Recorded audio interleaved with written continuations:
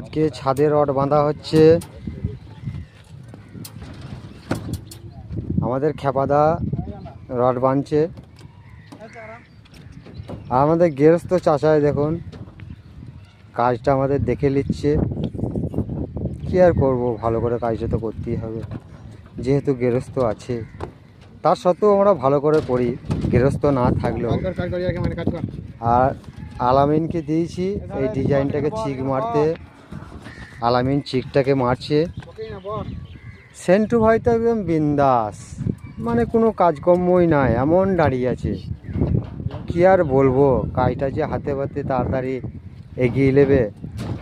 আর ভোঁদা তো ওর কোনো কাজ নাই, শুধু মাপ দিয়ে দিয়ে বেড়াইছে, যেখানে পাচ্ছে সেখানে দাগ দিচ্ছে।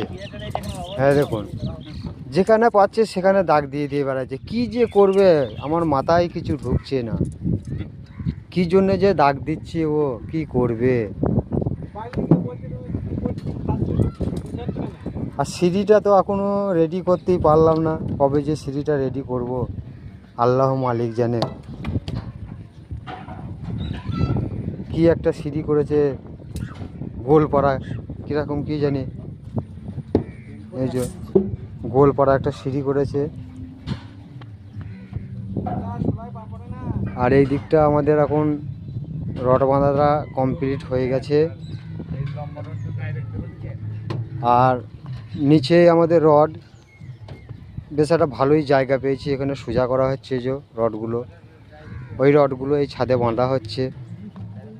আর আমাদের খেপাদারা 2 নম্বর খেপাদা কোথায় গেল?